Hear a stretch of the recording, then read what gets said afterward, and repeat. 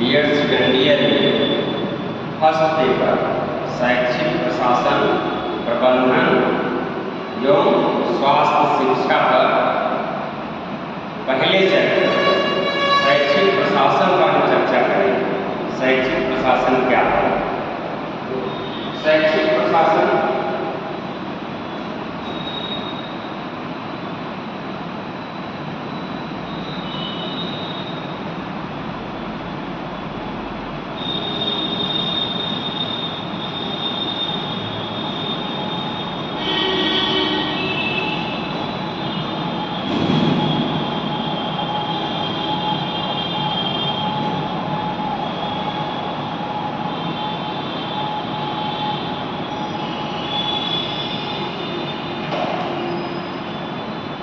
शैक्षिक प्रशासन को समझने के लिए हम ये देखेंगे, इसमें आप दो शब्द है, शैक्षिक और प्रशासन।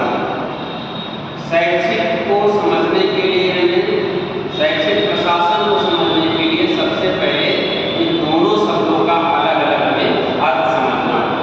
तो शैक्षिक में शिक्षा है, शिक्षा क्या है और प्रशासन क्या है, इसको हम अलग अलग देखेंगे।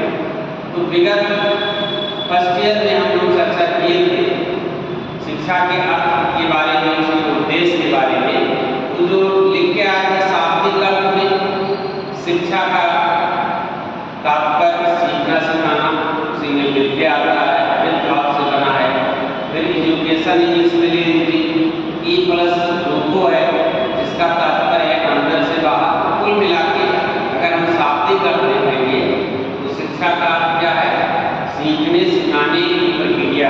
क्या सीखना है, क्या सिखाना है, तो हम लोग इस पर बृहद चर्चा किए थे। लेकिन वास्तविक स्वरूप शिक्षा का है कि अच्छे व्यक्ति और अच्छे मानव का निर्माण करना। बालक के रुचि रुझान योग्यता क्षमता के अनुसार उसको शिक्षा के द्वारा उसके योग्य बना दे, फिर वो परिवार के लिए, समाज के लिए, राष्ट्र के लिए और विश्व के लिए उपयोगी मानव बन सके।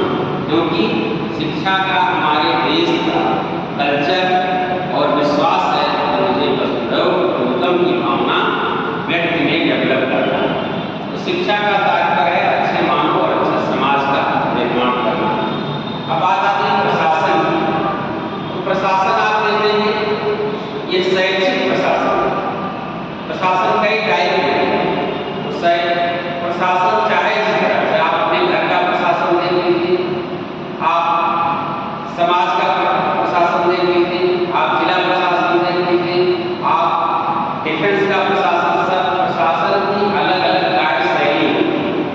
और उस कार्यशैली में अगर चूक हो गई, प्रशासन ठीक नहीं है, आप उदाहरण लीजिए जिस तरह का प्रशासन ठीक नहीं है, इसकी मुखिया की बात सब लोग नहीं मानते हैं, आपस में तालमेल नहीं रहता है, तो परिवार सक्सेस नहीं होता है। उसी तरह प्रशासन हमारे जीवन में बहुत महत्वपूर्ण है, बिना उसके हम कोई कार्य नहीं कर सकते अच्छी तरह से।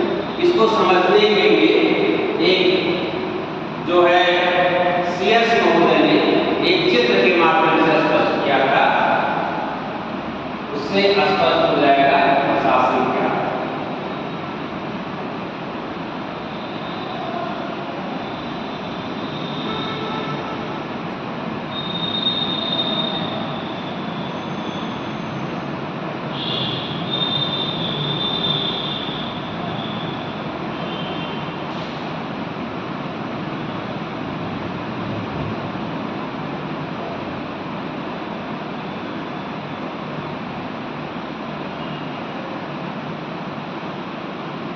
प्रशासन किसी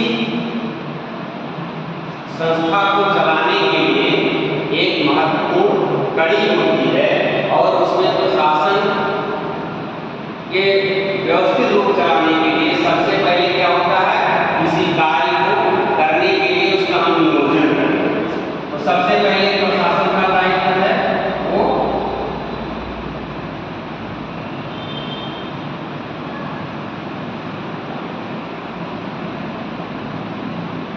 नियोजन, एक योजना बनानी होती है कि कैसे हम उस कार्य को क्या क्या करना, क्या हमारे उद्देश्य है, सब स्पष्ट होता है।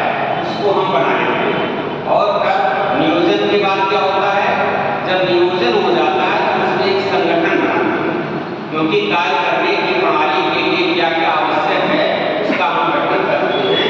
तो ये संगठन उसमें कर लेते हैं।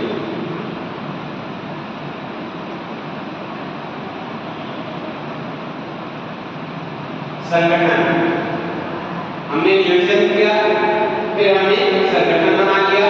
अब संगठन भी हो गया, उसमें मानवीय पक्ष और भौतिक पक्ष दोनों। तो मानवीय और भौतिक पक्ष तो तैयार हो गए, लेकिन इनको क्या काम करना है, प्रशासन को उसे निर्देशन देना होगा, उसे निर्देशित करना होगा। तो उसका काम है संगठन को फिर निर्देशन।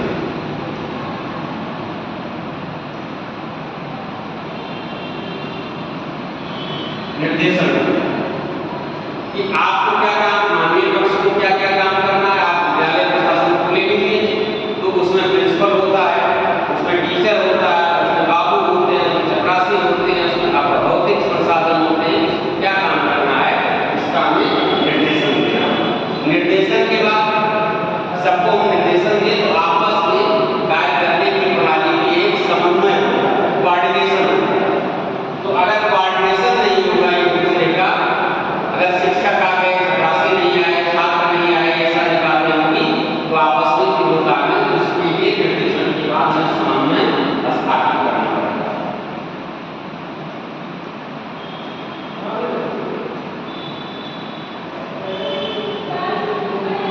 समन्वय हो गया, आपस में सबके दायित्वों का वितरण करने के कार्य को ही हम समन्वय करेंगे। समन्वय के बाद क्या करेंगे, कोऑर्डिनेशन हो गया, समन्वय हो गया, और उसके बाद समन्वय हमने स्थापित किया। कुछ संस्थाएं ऐसी हैं, कुछ समस्या आती हैं, आपस में लोग कोऑर्डिनेशन नहीं बना सकते हैं, तो वहाँ क्या होता है, क्या करना पड़ता है, वहाँ हमें अनुशासन बनाए रखना पड़ता है। इसके लिए हमें नियंत्रण की आवश्यकता है।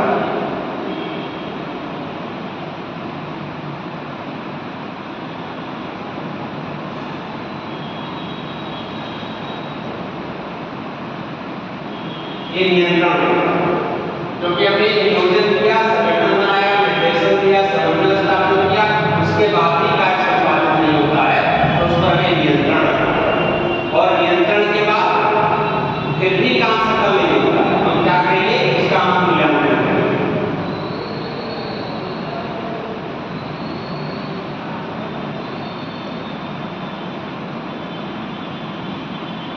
मूल्यांकन अब ये स्थिति हो गई प्रशासन में, तो पहले किसी काम को करने के लिए, संस्था को चलाने के लिए, किसी घर को चलाने के लिए पहले योजना बनाना, और योजना बन गया तो उसके अनुसार कर्मचारियों की नियुक्ति करते हैं, भौतिक संसाधन की व्यवस्था करते हैं।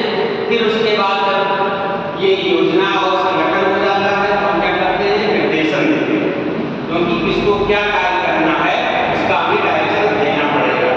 डायरेक्शन देने के बाद अगर लोग मनमानी करेंगे, आपस में जुड़े नहीं रहेंगे, तो भी कार्य नहीं होगा। इसके लिए हमें सबके बीच में समन्वय स्थापित करना है। समन्वय स्थापित करने के बाद भी कुछ संस्थाओं में समस्या आ जाती है, जैसे कोई काम अपना दायित्व निर्वहन करे, अपने दायित्व का निर्वहन नहीं करता है, तो उस पर हमें नियंत्रण रखना पड़ेगा। और नियंत्रण के बाद ही अगर कोई समस्या तो क्या करना है, हम उसका मूल्यांकन करेंगे। मूल्यांकन में क्या होता है, उसमें मुझे भी मूल्यांकन करना पड़ेगा। योजना में तो कोई गड़बड़ी नहीं है, संगठन में तो कोई गड़बड़ी नहीं किया, या निर्देशन में कोई गड़बड़ी नहीं किया, या समन्वय में कोई गड़बड़ी किया, या नियंत्रण का स्वरूप अलग। इन सारे बिंदुओं पर हमें सोच विचार कर पुनः हमें निवेदन में अगर कमी आती है उसमें हमको कुछ करना है, संगठन में आता है तो वहाँ ठीक करना है, अगर निर्देशन में है तो उसे ठीक करना है। इसी तरह किसी कार्य को, संस्था को, प्रशासन को चलाने के लिए इन चीजों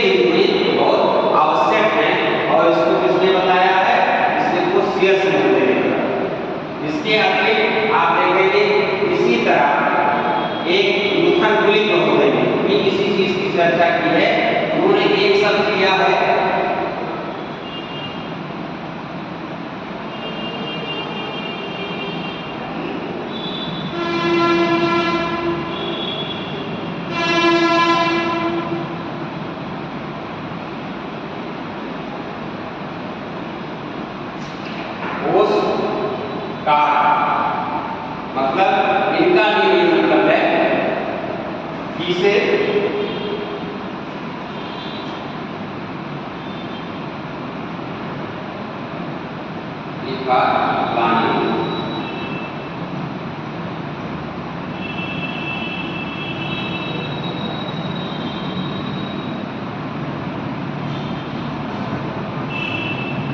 ये हो गया प्लानिंग बताया। प्लानिंग का मतलब योजना बनाना। फिर इन्होंने बताया वो का तात्पर्य हो गया ऑर्गेनाइजेशन।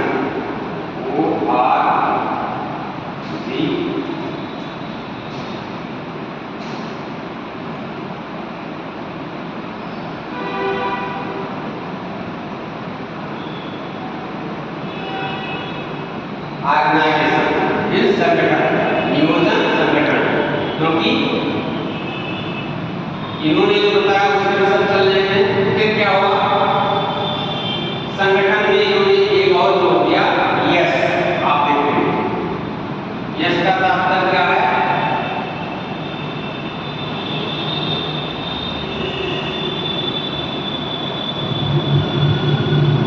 स्टाफिंग। उसमें हमको क्या करना है, उसमें नियुक्तियां करना है, स्टाफ को नियुक्त करना है। फिर आज से आप क्या करेंगे,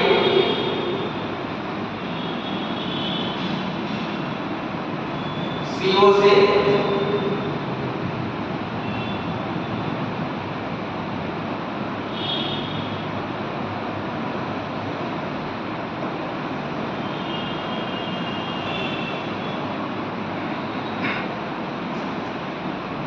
कोऑर्डिनेशन, समन्वय स्थापित करेंगे।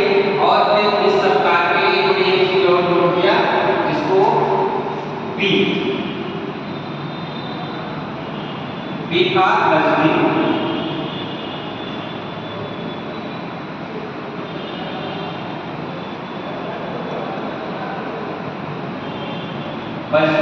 बजट भी इसके लिए होना चाहिए, तभी अच्छे प्रशासन की व्यवस्था